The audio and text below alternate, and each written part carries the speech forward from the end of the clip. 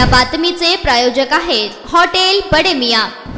पंढरपूर मंगळवेढा या मार्गावरील पंढरपूर शहरातील संतपेठ परिसरातून मंगळवेढ्याकडे जाणाऱ्या मार्गावर ड्रेनेज लाईन टाकण्यासाठी रस्त्यावर खोदकाम केल्याने रस्त्यावर मोठा खड्डा पडल्याने अपघात होत आहेत। या मार्गावरून जाताना वाहनधारकांना मोठी कसरत करावी लागत होती, तसेच या परिसरातील नागरिकांनाही याचा मोठा त्रास सहन करावा लागतोय।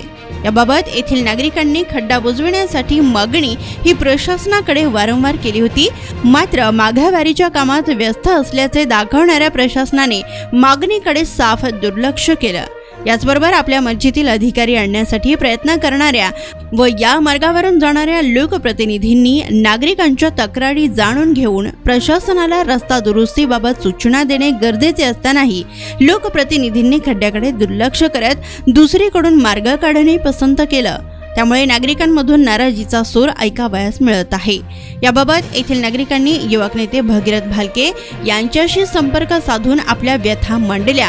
यानंतर प्रणिती भालके यांनी सदरील ठिकाणी भेट देत समस्या जाणून घेऊन सोडविण्याचा प्रयत्न केला। यावेळी त्यांनी संबंधित अधिकाऱ्यांना फोनवरून संपर्क साधून नागरिकांच्या समस्यांकडे प्राधान्याने लक्ष देण्याची मागणी केली।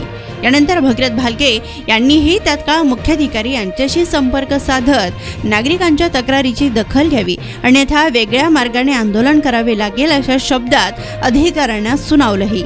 भगीरथ भालके यांच्या आक्रमक भूमिकेमुळे काही तासातच सदर मार्गावरील खड्डे प्रशासनाने दुरुस्त करून नागरिकांच्या तक्रारींची दखल घेतल्याने वाहनधारकांकडून आणि परिसरातील नागरिकांकडून भालके दाम्पत्यांचे आभार मानले जात आहे। ही बातमी वृत्त संकलित केली आहे लोकप्रधान न्यूज चॅनलचे प्रतिनिधी रफिक अतार यांनी। सर, ये खड्डा 4-5 दिवस झाले इथं होता। तुरी त्या मोठवाल्याला सांगितली होती की खड्डा बुजवून घ्या, ट्रॉफीचा रस्ता आहे, पण त्याने धावपणा केला। मग रात्री आम्ही इथे झेंडे लावून ठेवले होते। ट्रॉफी याची रात्री 10 दिवसातून मोटरसायकल तिकडे पडत होती। मग रात्री 1-2 वाजता झेंडे लावले। शेवट आम्ही कटाळून गेलो, त्याच्यानंतर सुद्धा मोटरसायकलला धडाधड पडायचे। आज तर पाठ तर एक इथं धडकून त्या तिथवर जाऊन घसरत गेला आणि त्याला फोन लावला तर ते नगरपालिकेला सांगितलेलं आहे, नगरपालिका करेल म्हणून वारंवार ती मठाला सांगत होता। 3-4 दिवस झाले, 4 दिवसापासून खड्डा आहे आणि 2 दिवसापासून सांगतात। नगरपालिकेत सुद्धा कळवलं होतं की असं झालं म्हणून रफिक अतारने पत्रकारने प्रभागातील काही संबंधित नगरसेवकांच्या वगैरे किंवा लोकप्रतिनिधी कानावर घातलेली होती, म्हणतात कानावर घातलेलं होतं म्हणतात त्याच्या, तर त्यांनी येऊन सांगितलं होतं की असं तिथं खड्डा पडलाय, ते नीट करून घ्या म्हणून सांगितलं होतं, पण तरी त्यानं दुर्लक्षच केलं। ती आलाच नाही इथं। वारंवार त्याला तिकडनं फोन नंबर नव्हते, फोन घेऊन तुला फोन केला तर ती काही ते येतच नव्हतं बघायला। रस्त्यासाठी ज्यावेळेस आम्ही इथे येऊन सांगितलं, ताईला जाऊन सांगितलंय प्रणिताई भालके यांना, त्यांनी सांगितल्यानंतर ते स्वतःहून आल्यानंतर रस्त्याला काम लागलं, मार्गी लागलाय। शिवला ते फोन लावला त्यांनी, ताई आल्यामुळे मार्गी लागलाय। 4 दिवसापासून तसंच होतं ते। याच रोडवरून लोकप्रतिनिधीचं ऑफिस आहे, त्यांना ही गोष्ट माहित होती। त्यांनी आता रफिक पत्रकारांनी काय केलं, 4 वेळा सांगितलं होतं त्यांना की बाबा नगरपालिकेला ते असा खड्डा आहे म्हणून शिवला ते सगळ्यांना सांगितलं होतं। तर ती काय ती दखल दिली नाही। मठवाल्याला बी सांगितलं तर मठवाला म्हणतो आम्ही पैसे दिलेले आहेत, आमचं आम्ही सगळं केलेलं आहे परवानगी काढ। आता काम मार्गी लावलंय ते प्रणिताईंनी। आता चांगलं वाटतं आम्हाला। खरं तर गेले 4-5 दिवसापासून हा इथं खड्डा बिना बुजवलेल्या अवस्थेत असाच होता। तुम्हाला सगळ्यांनाच माहिती आहे की सध्या आज शिवजयंती पण आहे, त्याच्यामुळे पण गर्दी आहे आणि वारीचा आपल्या पंढरपूरचा वारीचा सीझन असल्यामुळं या भागात नेहमीच रहदारी असतेच, पण वारीमुळे जास्त ट्रॅफिक गर्दी इथं होत आहे आणि हा जो भाग आहे तो रस्त्याच्या कडेलाच राहणारा सर्व समाज आहे। तर यांची लहान मुलं आहेत, परत हे येणारे वयस्कर वृद्ध लोक पण इथं ये जा करतात रस्त्याच्या इकडे तिकडे, प्लस इथून येणारे भाविक वगैरे जाताना गेल्या 4 दिवसापासून इथे 2-3 ॲक्सिडेंट पण झाले। सकाळी एक महिला या खड्ड्यात पडून जखमी झाल्यात, त्यांना दवाखान्यात नेण्यात आलेलं आहे। खरं तर या कुठल्या तरी मठाच्या मठाधिपतींनी हा खड्डा इथं काढलेला आहे आणि तो खड्डा बुजवण्याची जबाबदारी पण त्यांचीच होती। ज्यावेळेस हे आमचे सहकारी सगळे खड्डा बुजवा असं सांगण्यासाठी गेल्यावर त्यांना सांगितलं की आम्ही नगरपालिकेची परवानगी काढून हा खड्डा काढलेला आहे, पण मला एवढंच सांगायचं आहे की तुम्ही जरी खड्डा खांदण्याची परवानगी नगरपालिकेची काढली असली तर तो खड्डा बुजवायची जबाबदारी पण त्यांची आहे। नगरपालिका प्रशासनाने खरं तर ह्या गोष्टीकडे तुरंत लक्ष द्यायला पाहिजे होतं लगेचच, कारण वारीचा सीझन असल्यामुळे वाहतूक आणि वारीला येणारे भाविक आपल्या भागात जास्त आहे।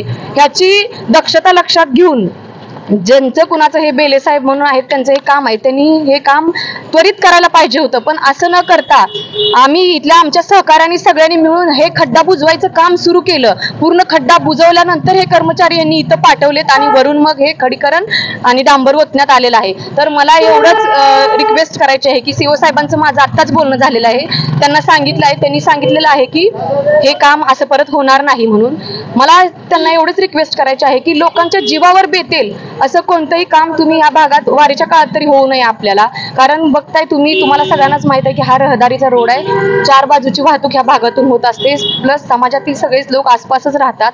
कुठली तरी दुर्घटना व्हायची वाट आपल्याला बघायची नाही.